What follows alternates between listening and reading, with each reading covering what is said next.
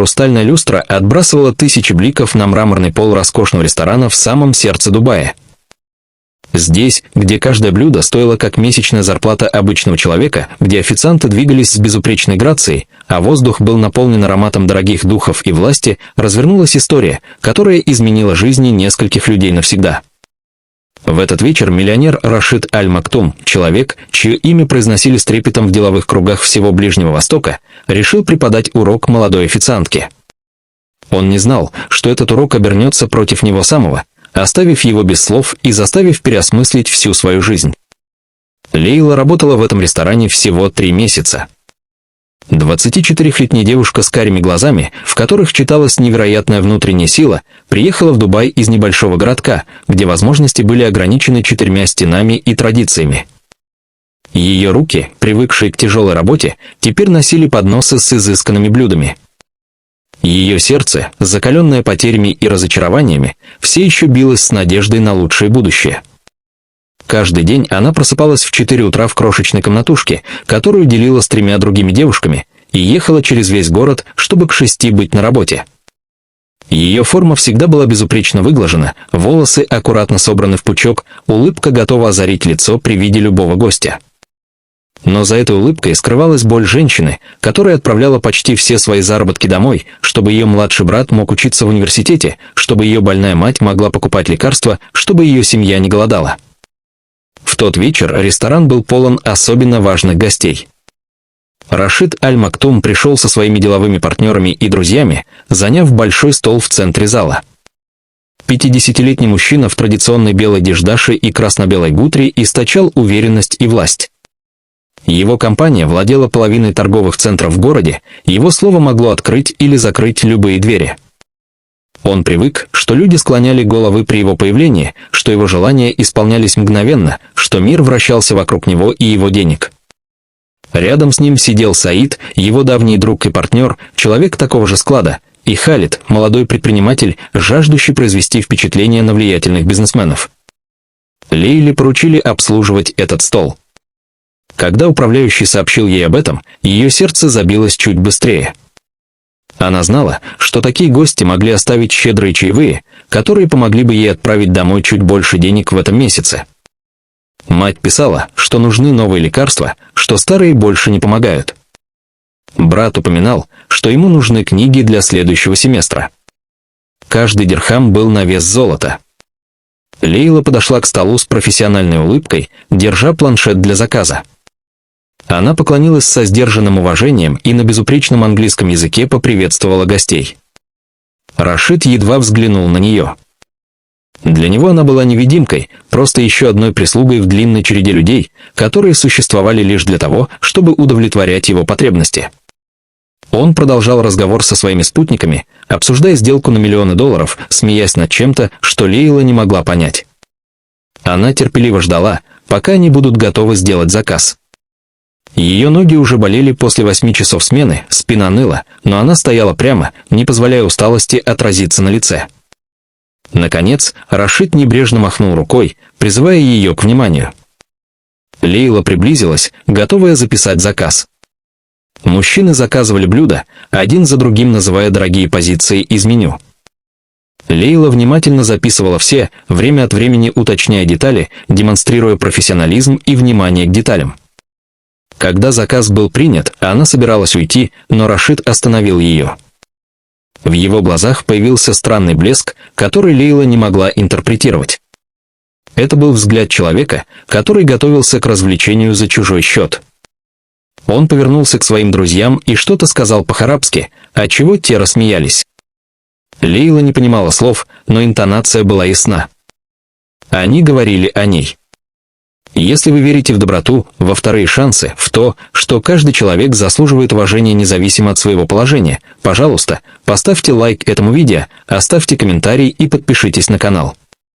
Ваша поддержка помогает нам создавать истории, которые вдохновляют и напоминают о самом важном в жизни.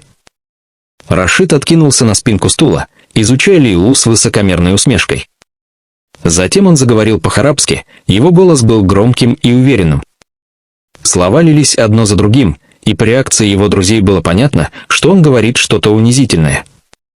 Саид прыснул в салфетку, Халид улыбался, хотя в его глазах промелькнуло нечто похожее на неловкость. Рашид продолжал, явно наслаждаясь моментом. Он задал вопрос, его тон был издевательским, и другие мужчины за столом ждали, наблюдая за Лейлой, ожидая ее замешательства и ее унижения. Он сказал по-арабски, думая, что она не поймет: «Скажи мне, девушка, сколько таких, как ты, нужно, чтобы заработать то, что я трачу за один вечер? Интересно, понимаешь ли ты вообще ценность денег, которые проходят через твои руки? Или ты просто красивая кукла, которая умеет только улыбаться и носить тарелки?» Воздух словно сгустился. Другие официанты, проходившие мимо, замедлили шаг, чувствуя напряжение.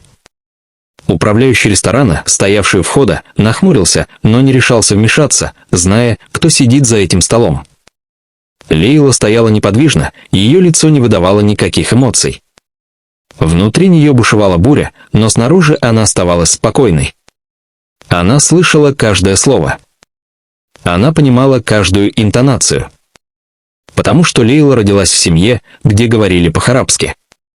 Ее мать была наполовину египтянкой, и дома они часто использовали этот язык. Лейла выросла, свободно владея и арабским, и английским, хотя предпочитала не афишировать это на работе. В этот момент перед ней промелькнула вся ее жизнь.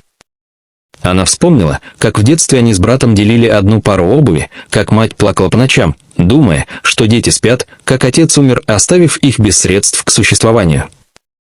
Она вспомнила бесконечное унижение, которое пришлось пережить, чтобы добраться до этой точки. Вспомнила мужчин, которые думали, что могут купить ее улыбку за несколько монет, работодателей, которые относились к ней как к вещи. Но она вспомнила и другое. Вспомнила учительницу, которая говорила, что образование – это ключ к свободе. Вспомнила старую соседку, которая делилась с ними едой, когда у них не было ничего. Вспомнила слова матери: «Достоинство – это единственное, что никто не может у тебя отнять, если ты сама не позволишь». Лейла сделала глубокий вдох. Затем, к абсолютному шоку всех присутствующих, она заговорила по-арабски. Ее голос был тихим, но в нем звучала сталь. Ее произношение было безупречным, слова текли плавно и уверенно. Она сказала: «Господин Аль-Мактум, на ваш вопрос отвечу так. Таких, как я, нужно бесконечно много, чтобы заработать то, что вы тратите за вечер.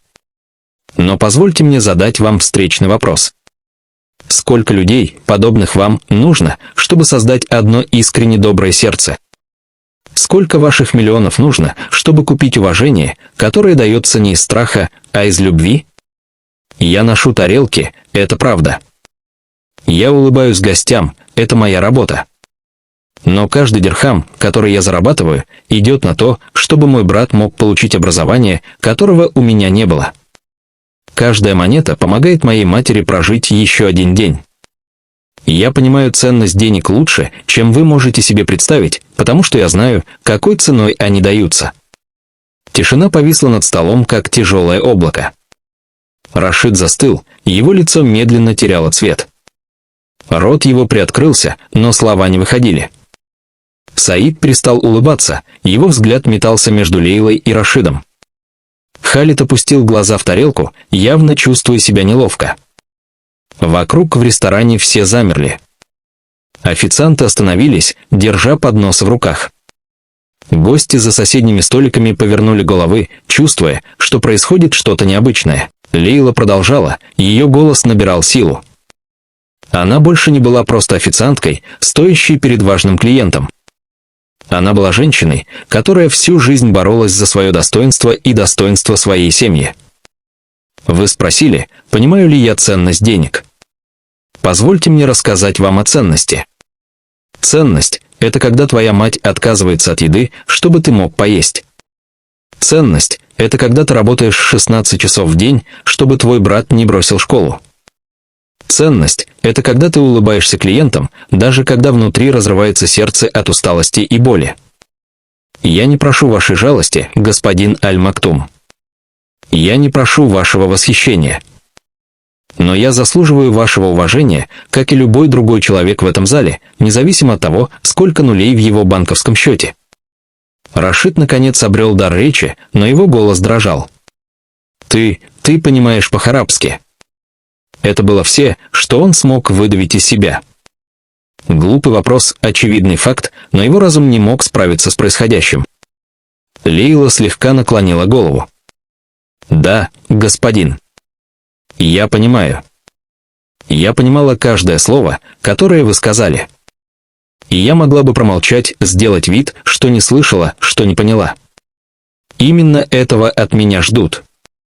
Но моя мать научила меня, что молчание перед лицом несправедливости – это предательство самого себя. Вы хотели унизить меня, потому что считали, что я ниже вас. Но единственное, что делает человека низким, это не его работа или банковский счет. Это его неспособность видеть человечность в других людях.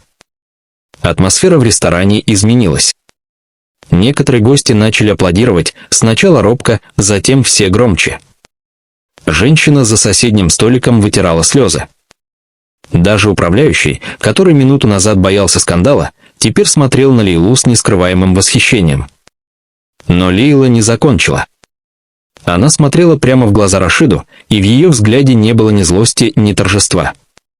Было только спокойное достоинство человека, который знает себе цену. «Вы знаете, что самое печальное, господин Аль-Мактум? Не то, что вы пытались унизить меня. Печально то, что вы, вероятно, даже не задумывались об этом как о чем-то плохом. Для вас это было просто развлечением, способом показать свою власть, посмеяться над кем-то, кто не может ответить. Но каждый человек, которого вы встречаете, ведет свою битву, о которой вы ничего не знаете. Официантка, которую вы видите, возможно, поддерживает целую семью. Уборщик, мимо которого вы проходите, не замечая, возможно, работает на 3 работах, чтобы отправить деньги домой. Водитель, который молча везет вас, возможно, когда-то был инженером в своей стране, но война забрала у него все. Слезы начали наполнять глаза Рашида. Что-то внутри него, что-то давно похороненное под слоями высокомерия и привилегий, начало просыпаться. Он вспомнил собственное детство, когда его семья еще не была богатой, когда его отец работал простым торговцем на рынке. Вспомнил, как другие смотрели на них свысока, как его отец склонял голову перед богатыми клиентами. Вспомнил обещание, которое дал себе тогда, когда он разбогатеет, он будет относиться к людям лучше. Но где-то по пути он забыл это обещание. Деньги изменили его, власть испортила его, успех ослепил его. «Я прошу прощения», – прошептал Рашид, и эти слова стоили ему больше, чем любая сделка, которую он когда-либо заключал. «Ты права. Я был груб, жесток и несправедлив. Нет оправдания моему поведению». Лейла увидела искренность в его глазах, увидела, как этот могущественный человек вдруг стал просто раскаивающимся человеком. Ее сердце, такое большое и доброе, несмотря на все испытания, смягчилось. «Спасибо за извинения, господин Аль-Мактум. Они много значат. Но знаете, что значило бы еще больше? Если бы вы запомнили этот момент. Если бы в следующий раз, когда вы увидите официанта, уборщика, водителя, любого человека, который служит вам, вы увидели в нем не просто функцию, а живого человека со своими мечтами, страхами и борьбой». Рашид кивнул, не в силах говорить. Саид, его друг, впервые за весь вечер обратился непосредственно к Лейле. «Вы необыкновенная женщина. Не каждый имел бы смелость говорить правду власть имущим». Лейла слегка улыбнулась. «Смелость приходит не от отсутствия страха, господин. Она приходит от понимания, что некоторые вещи важнее страха. Мое достоинство важнее моего страха перед увольнением. Правда важнее комфорта молчания». Халид, молодой предприниматель, который до этого молчал, вдруг заговорил. «Можно задать вам вопрос? Почему вы не сказали сразу, что понимаете по-арабски? Это могло бы предотвратить всю эту ситуацию».